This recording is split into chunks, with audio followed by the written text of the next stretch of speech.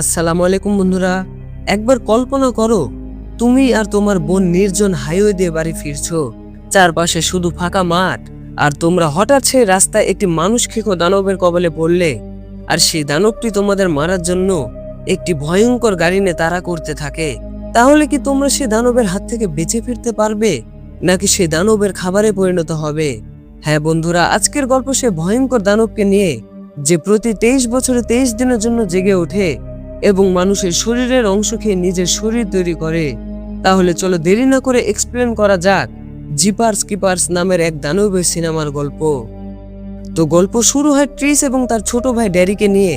আসলে তারা স্প্রিং ব্রেকের ছুটিতে কলেজ থেকে বাড়ি ফিরছিল। তবে তাদের দুজনের মধ্যে কোনো একটা কারণে ছোটখাটো ঝগড়া চলছিল। হঠাৎ করে তারা লক্ষ্য করে একটা পুরনো মরিচে ধরা ভ্যান তাদের পেছনে এসে তীক্ষ্ণ শব্দে হর্ন বাজাতে থাকে, যার কারণে ট্রিস এবং ড্যারি দুজনে অনেক ভয় পায়।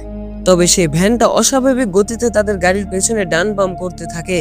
এতে করে তারা দুজন আরো ভয় পেয়ে যায় এবং তারা চিৎকার করে সেই গাড়ির উদ্দেশ্যে বলে এরকম না করে বরঞ্চ পাশ কাটিয়ে চলে যেতে।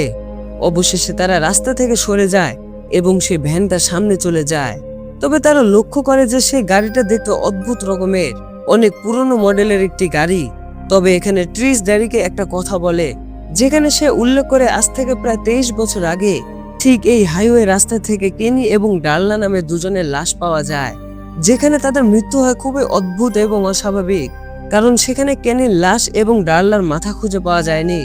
আর এখন তাদের সাথে যেটা ঘটেছে, এটার পর থেকে ট্রিস আরো ভয় পেয়ে যায়। তবে ড্যারি ট্রিসকে শান্ত করে সামনে যেতে থাকে এবং কিছু দূর গিয়ে তারা দেখে একটা পুরনো চার্চের সামনে সে ভ্যান দাঁড়িয়ে আছে এবং অদ্ভুত দেখতে সে ভ্যানের চালক মুখ ঢেকে রক্তমাখা চাদরে মোড়ানো কিছু একটা সে চার্চে থাকা ড্রেনের পাইপে ফেলে দিচ্ছে। তবে তারা যে সেই চালককে দেখে ফেলেছে, এটা আবার সে ভ্যান চালক টের পেয়ে যায় এবং সে চালক তাদের দিকে ভয়ঙ্কর দৃষ্টিতে তাকিয়ে থাকে, যেটা দেখে তারা অবাক তো হয় ঠিকই, তবে সাথে অনেকটা ভয়ও পেয়ে যায় তারা। যার জন্য ট্রিস ড্যাডির মোবাইল বের করে কাউকে কল করার জন্য। তবে মোবাইলে চার্জ না থাকায় সে আর কল করতে পারে না। এতে করে তাদের মধ্যে একটু কথা কাটাকাটি হয় এবং পরক্ষণে ট্রিস লক্ষ্য করে যে সে ভ্যান চালক তাদের পিছু করছে, যার জন্য ড্যারি ভয়ে তাদের গাড়ির গতি বাড়িয়ে দেয়। কিন্তু অদ্ভুতভাবে তারা সে পুরনো ভ্যান গাড়ির সাথে পেরে ওঠে না এবং সেই গাড়িটা খুব দ্রুত গতিতে তাদের গাড়ির পেছনে ধাক্কা দেয়। ভয়ে তো রীতিমতো তাদের জীবন বের হয়ে যায়। তারা চিৎকার করে বলতে থাকে ছেড়ে দাও আমাদের। তবে সেই গাড়ির চালক তাদের কোনো কথা শোনে না, তাদের গাড়ির পেছনে একের পর এক ধাক্কা দিতেই থাকে। এক পর্যায়ে তাদের গাড়িটা নিয়ন্ত্রণ হারিয়ে রাস্তার পাশে ঘাসের জমিতে নেমে যায় এবং সেই ভয়ঙ্কর গাড়িটা হাইওয়ে দিয়ে সামনে চলে যায়। প্রতিমধ্যে তারা গাড়ি থেকে নেমে দেখে যে তাদের গাড়ির পেছনের অংশ খুব বাজেভাবে ড্যামেজ হয়ে গেছে, যার জন্য তারা একটি কাপড় দিয়ে কোনো রকম গাড়ির ডিকিটা বেঁধে রাখে এবং ট্রিস বাড়ির উদ্দেশ্যে যাওয়ার কথা বললে ড্যারি বলে দেখো আমাদের সে চার্চে যেতে হবে এবং দেখতে হবে সে ভ্যান চালক সে পাইপের ভেতরে কি ফেলেছে। তখন ট্রিস তাকে সোজা মানা করে দেয়। সে বলে দেখো এমনিতে আমরা অনেক ঝামেলায় পড়েছি, নতুন করে আর কোনো ঝামেলায় পড়তে চাই না। আর এমনিতে আমরা অনেকদিন পর বাড়িতে যাচ্ছি, তাই আমাদের জন্য বাড়ির দিকে যাওয়াটাই ভালো হবে। এবং যেটা নিয়ে তাদের মধ্যে একটু কথা কাটাকাটি হয়। তবে ড্যারি তাকে বলে দেখো হয়তো এটাই সে 23 বছর আগের খুনি, তাই আমাদের চার্চে যেতে হবে এবং পুলিশকে কল করে সবকিছু জানাতে হবে, যাতে করে সেই খুনিকে আমরা ধরিয়ে দিতে পারি। এবং দেখা যায় এক পর্যায়ে ট্রিস রাজি না থাকলেও শেষ পর্যন্ত ড্যাডির কথায় সে রাজি হয়ে যায় এবং দেখতে দেখতে তারা সে চার্চের সামনে চলে আসে। তবে সে চার্চটা দেখে মনে হচ্ছিল যে বহু বছর ধরে সেখানে কোনো মানুষ আসেনি। জায়গাটা অদ্ভুতভাবে গা ঝিমঝিমে এবং চারিদিক যেন নিস্তব্ধতার চাদরে ঢাকা। এক পর্যায়ে তারা হাঁটতে হাঁটতে সেই পাইপের সামনে যায়। তবে সেই পাইপটা ছিল প্রচন্ড দুর্গন্ধযুক্ত, অনেকটা গভীর এবং অন্ধকার। তবে হঠাৎ তারা ভেতর থেকে চিৎকারের শব্দ পায়, যার জন্য ভেতরে কি আছে এটা দেখার জন্য ড্যারি ট্রিসকে গাড়ি থেকে লাইট আনতে বলে। তবে সেই পাইপটা এতটাই গভীর আর অন্ধকার ছিল যে তারা লাইট দিয়েও কিছু দেখতে পায় না, যার জন্য ড্যারি সে পাইপের ভেতরে ঢুকে পড়ে এবং তার পা বাইরে থেকে ট্রিস ধরে রাখে। তবে কোনোভাবে ড্যারি ভেতরের কিছু দেখতে পায় না। এক পর্যায়ে ড্যারির সামনে হঠাৎ একটি ইঁদুর চলে আসে, যেটা দেখে ড্যারি অনেক ভয় পেয়ে যায় এবং চিৎকার শুরু করে। আর প্রচন্ড নাড়াচাড়ার জন্য ট্রিসের হাত ফসকে যায় এবং ড্যারি সোজা সে পাইপের ভেতরে পড়ে যায় এবং মাথায় আঘাত লাগার কারণে ড্যারি তাৎক্ষণিক সেখানে জ্ঞান হারায়। তবে ট্রিসের ডাকাডাকিতে ড্যারির খুব দ্রুত জ্ঞান ফিরে আসে এবং জ্ঞান ফিরতে সে তার সামনে একটি কাপড়ে পেঁচানো লাশের মতো কিছু একটা দেখতে পায়, যেটা দেখে রীতিমতো তার গলা শুকিয়ে কাঠ হয়ে যায়। ভয়ে ভয়ে ড্যারি সে লাশের কাছে যায় এবং লাথি দিয়ে ড্যারি বোঝার চেষ্টা করে সে মানুষটি জীবিত আছে কিনা। তবে এক পর্যায়ে ট্রিস তাকে ডাক দিলে ড্যারি অন্যমনস্ক হলে সেই কাপড়ে পেঁচানো মানুষটি হঠাৎ করে জেগে উঠে ড্যারির পা চেপে ধরে, যার ফলে এখানে ড্যারি প্রচন্ড ভয় পেয়ে যায় এবং সে লাশের মুখ থেকে কাপড় সরাতে সে দেখে যে তার মতো অল্প বয়সী একটা ছেলে, যে কিনা কষ্টে প্রচন্ড কাতরাতে থাকে, এমনকি সে ব্যথার কারণে কথাও বলতে পারে না, শুধু ইশারার মাধ্যমে হাত দিয়ে তার পেটের দিকে দেখতে বলে ড্যারিকে। এবং তাৎক্ষণিক ড্যারি তার পেটের কাপড় সরাতে ভয়ে কাঁপতে থাকে, কারণ সে দেখে যে কেউ একজন তার বুক চিরে ভেতরে অঙ্গ প্রত্যঙ্গ বের করে নিয়েছে এবং তার বুক মোটা একটা সুতা দিয়ে সেলাই করে দিয়েছে।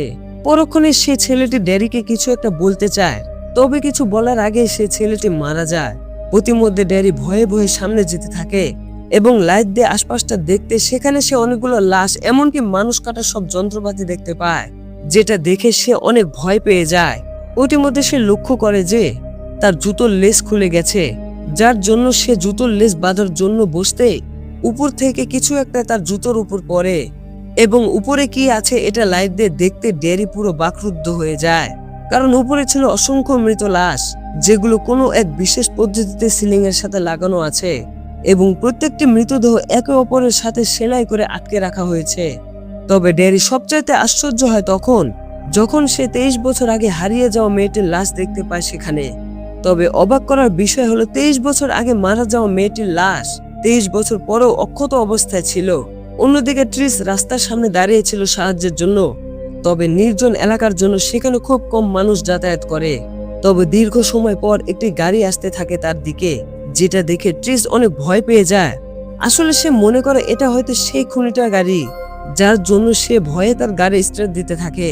তবে তার গাড়ির গিয়ার জ্যাম হয়ে যাওয়ার কারণে গাড়ি স্টার্ট হয় না। ঠিক তখনই সেই গাড়িটা তার পাশ কাটিয়ে চলে যায় এবং ট্রিস লক্ষ্য করে যে এটা তো সেই গাড়ি না, যেটা দেখে সে এতক্ষণ ভয় পাচ্ছিল। ঠিক তখনই হঠাৎ সেখানে ড্যারি আসে, যার জন্য ট্রিস অনেক ভয় পেয়ে যায় এবং ড্যারিকে গালি দিতে থাকে। তবে অদ্ভুতভাবে ড্যারি চুপ থাকে, সে এতটাই ভয় পেয়েছে যে তার মুখ দিয়ে কোনো কথা বের হয় না।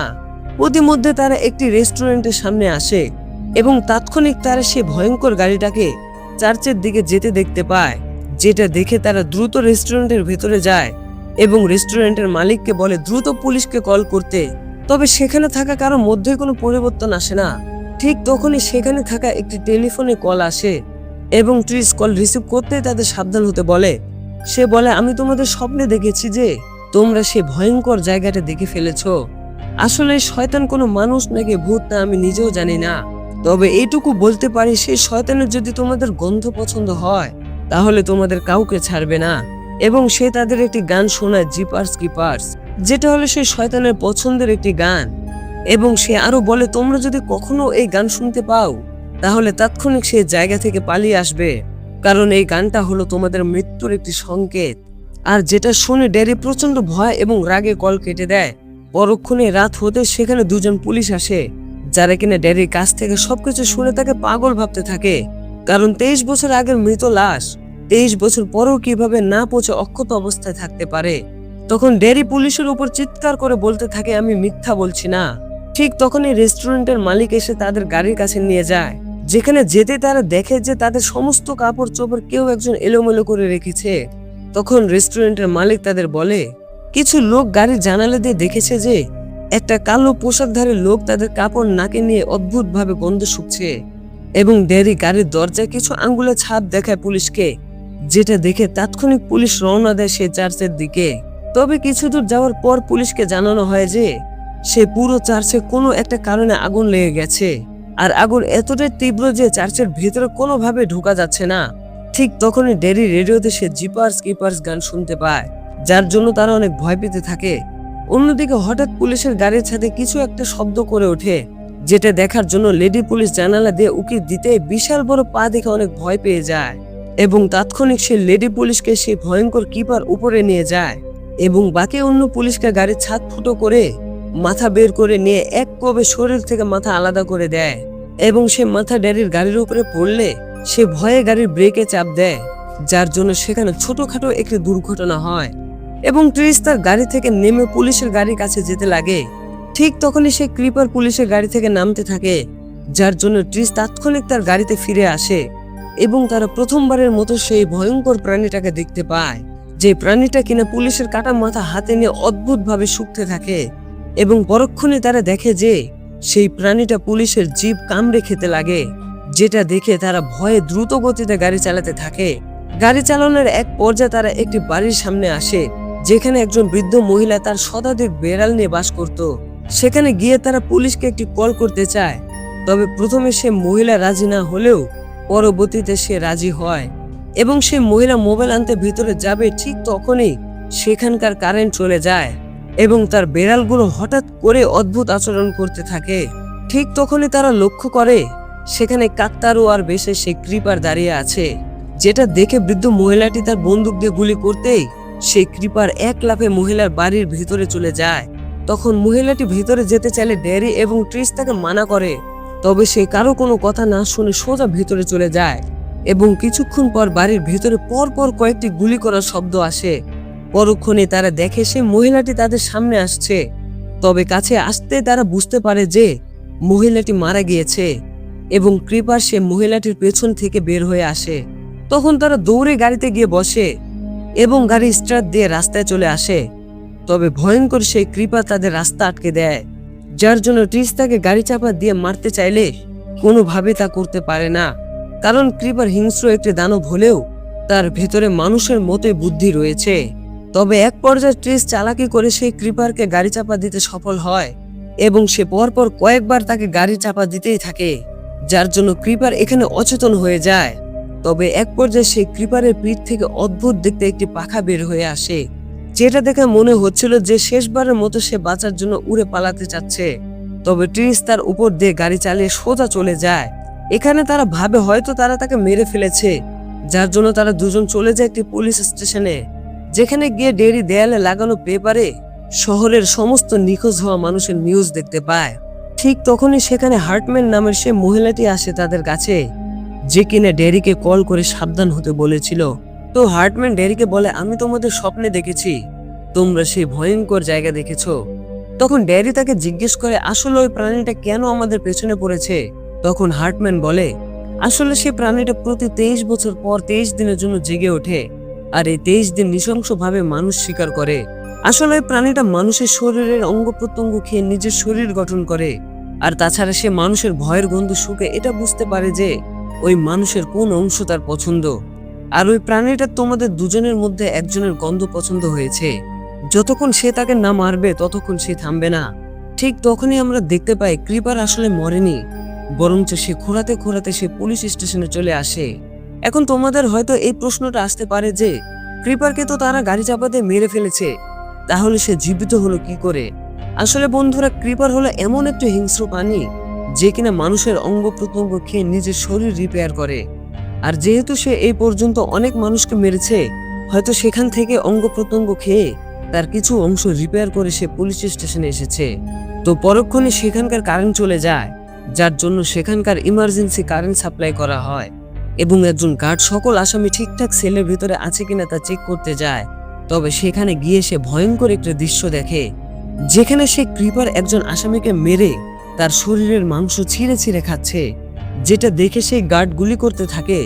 তবে এক নিমিষে ক্রিপার সেই গার্ডকে মেরে ফেলে। তাৎক্ষণিক সেখানকার সকল পুলিশ এটা জেনে যায় এবং ক্রিপার উপরে আসার কারণে তারা সকলে বন্দুক হাতে নিয়ে সিঁড়ির সামনে দাঁড়িয়ে থাকে। তবে দীর্ঘ সময় ধরে না আসার কারণে একজন পুলিশ সিঁড়ির কাছে যায় দেখার জন্য, তবে সেখানে সে কিছু দেখতে পায় না, যার জন্য সে তার জায়গায় ফিরে আসার সময় হঠাৎ করে সেই ক্রিপার উপর থেকে এক থাবায় সে পুলিশের হৃৎপিণ্ড ছিঁড়ে নিয়ে যায়, যেটা দেখে সেখানে থাকা সকল পুলিশ অনেক ভয় পেয়ে যায়। অন্যদিকে ড্যারি, ট্রিস এবং হার্টম্যান সেখানকার পেছনের দরজা দিয়ে পালাতে চায়, তবে সেখানে গিয়ে তারা দেখে সে দরজাটা কারেন্ট ছাড়া খুলবে না। ঠিক তখনই সেখানে ক্রিপার আসে, যার জন্য হার্টম্যান তাদের উপরে পালাতে বলে এবং সে ভয়ে সেখানে হাঁটু গেড়ে বসে পড়ে। তবে আশ্চর্যের বিষয় হলো ক্রিপার তাকে কিছু না বলে চলে যায় এবং পরক্ষণে সে ক্রিপার হার্টম্যানের মাথায় হাত দিয়ে গন্ধ শুকতে থাকে। তবে ফাইনালি ক্রিপার তাকে ছেড়ে দেয়। আসলে ক্রিপার সবাইকে মারে না, যার গন্ধ তার পছন্দ হয় তাকেই শুধু সে মারে। অন্যদিকে আমরা ট্রিস এবং ড্যারিকে দেখতে পাই, যারা কিনা একটা ঘরে লুকিয়ে ছিল। তবে ট্রিস একটি আয়নার সামনে দাঁড়াতে সে উপলব্ধি করে যে আয়নার ওই পাশ থেকে কেউ তার গন্ধ শুকছে। ঠিক তখনই ক্রিপার সে আয়না ভেঙে তাদের সামনে আসে এবং ট্রিস আর ড্যারির গলা চেপে ধরে। পরক্ষণে ক্রিপার তাদের গন্ধ নিতে থাকে, এটা বোঝার জন্য যে তার শিকার আসলে কে। তবে ট্রিস তার শিকার না হয় তাকে ছুঁড়ে মারে, তবে ড্যারিকে ক্রিপার ধরে রাখে। প্রতিমধ্যে সেখানে সকল পুলিশ আসে এবং ক্রিপারকে গান পয়েন্টে নেয়। ঠিক তখনই ক্রিপার তার ভয়ঙ্কর রূপ দেখায়, যেটা দেখার পর সেখানে থাকা সকল পুলিশ বাকরুদ্ধ হয়ে যায়। এমনকি তারা এতটাই ভয় পায় যে তারা কেউ ক্রিপারকে গুলি করার সাহস পায় না। এবং পরক্ষণে ক্রিপার তার বিশাল বড় ডানা মেলে ড্যারিকে নিয়ে উড়ে যায়। এবং পরের দৃশ্যে আমরা একটি পুরাতন ফ্যাক্টরি দেখতে পাই, যেখানে ক্রিপার তার পছন্দের গান শুনছিল এবং সেখানে আমরা ড্যারির লাশ দেখতে পাই, যার 2 চোখ উপড়ে নেওয়া হয়েছিল। আর এই ভয়ঙ্কর দৃশ্যের মাধ্যমে আজকের এই অসাধারণ সিনেমা এখানে শেষ হয়। তো বন্ধুরা, যদি আজকের ভিডিওটা ভালো লাগে তাহলে অবশ্যই কমেন্ট সেকশনে জানাবে। আর যদি জিপার্স ক্রিপার্স চ্যাপ্টার 2 দেখতে চাও তাহলেও কমেন্টে জানাবে। দেখা হবে নতুন কোনো ভিডিওতে। ততক্ষণ আমি বিদায় নিচ্ছি। আল্লাহ হাফেজ।